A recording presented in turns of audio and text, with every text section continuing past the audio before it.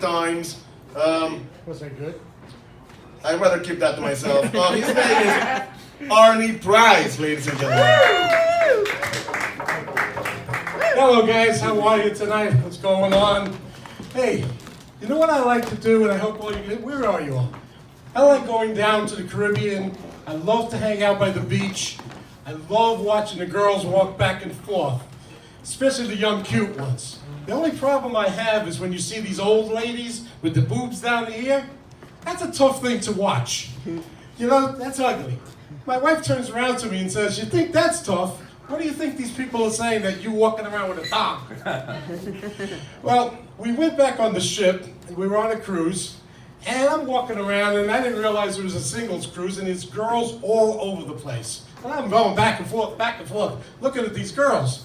Finally it happened. A girl's top falls out. And I look and I say, "Oh shit! It's that same bitch from the beach. She must be following me." Then I decided, you know what? Up on the top deck, they have all the nude sunbathing. So I went up there to see what's going on. And I look again, and I see this woman. And I go, "Ooh, shit!" I said, "Honey, put your top on. We're going to be late for dinner." When we got off the ship, we were back in Orlando in Disney. And outside Disney, there was an adult store that sold Disney things. So we go in there, and I see they have adult condoms with characters, the Disney characters. So, oh shit, I need one of those. And I saw Pinocchio. I need that. You know, it's a big one. My wife turns around, no, you need Jiminy Cricket. So that didn't work out so good. You know what my problem is, though? It was August 1969, 50 years ago. Yeah, I'm old. Tell me about it. I was in Woodstock. We're lying on the grass there, smoking doobies this big. We had so much pot, we used Newsday paper to wrap the joints in. The guy next to me, he says, "Hey man, try some of this shit. It was acid." Okay. But he neglected to tell me that it was a 50-year time release. That's why I'm so fucked up. I still have my shirt from 1969. You could come look at it, smell it. 1969. We used to do a lot of crazy things when you're on acid. I don't know if you guys could associate this, but what we did was, one time we went on an acid trip. We said, you know what? Let's go down to Florida. 24 hard hours later, we finally saw the gates. And we said, "Welcome to Hicksville train station." Another one we did, we went into, we used to go swimming in a pool at nighttime. And we bring a box of Cheerios, throw them in the pool, make believe they were life preservers and dive into them. That didn't work out so well, so we went out and got bagels. We also did some other crazy things, but we used to drive backwards with the cars, see if the speedometer turns backwards.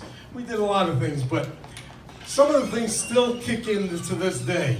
My wife sees me one day, she's down in front of the TV. I'm watching The Wizard of Oz, and I'm singing there with Dorothy. We're off to see the wizard. And she comes down and looks and says, "Psh, you're getting another flashback, huh?" She says, "I don't care if you get flashbacks, but do me a favor. Don't stretch out my ruby red slippers." Then this happened about 2 months ago. I'm not allowed to shop right. Because what I do is I go in there and I'll walk over to the women and I'll start picking on women. I do my set at the appetizer aisle. I don't care. I'll walk over to some woman. "Let's squeeze the shaman together, honey. I'll squeeze your melons." But what I decided to do, because my wife wouldn't let me go in, you know those shopping carts outside, the electric ones? I had to see it. I got in one of those suckers, and those suckers are faster than you think. So I'm zooming around the store with this fucking thing. No bells, no nothing. I'm like, "Get out of my way, get out of my way." And I'm driving, and all of a sudden I see my wife up one of the aisles. And I try to make a quick right turn. I forgot all about that big basket in the front. I took out the whole display of ragu tomato sauce. I was on the floor laughing. I couldn't believe it. People coming from all over, all the generation. "Are you okay? Are you okay?" The manager comes over and says, "I need to see your license and registration." I get out of the car and I'm like so laughing. So she thought I was really drunk. She says, "I need you to walk a straight line." I didn't think that was so funny. But all of a sudden, my wife comes running down the aisle. He's on Tom Wheeler's acid. He is on Tom Wheeler's acid. Don't worry, he's okay. Those were the good old days, the good old days. But there's one other thing. Two more things I want to tell you. Back in the day, also, we used to get always stoned. I mean, I don't even remember anything of my high school or college days because I was always stoned. It was Seganol's, Tumanol's, everything. You did it all. So, I forgot. I went out to this bar in Brooklyn. And I grew up in Queens. I would never go to Brooklyn. So I'm sitting at the bar, and I'm just like gazed, glass-eyed looking around. Girl comes from the other side of the bar, gorgeous blonde, unbelievable. And we start talking, we hit it off. We go back to her hotel suite, and she says we wind up in bed. And I said to her, honey, I gotta ask you something. You're such a beautiful, beautiful girl. But what's with that deep voice? She was a lesbian. She was a woman. Last thing, I have my mother-in-law living with me, sweet Ida, 95 years old. What a great woman. I pick on her. She eats candy like it's going out of style. She drinks like it's going out of style. There's no stopping her. So I walk past the room and I see she's watching the History Channel.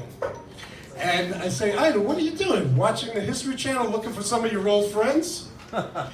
She turns around to me and says, why don't you go back and watch your show, The Biggest Loser, and look for your friends? And I say, thanks a lot. Keep it going for Arnie Price.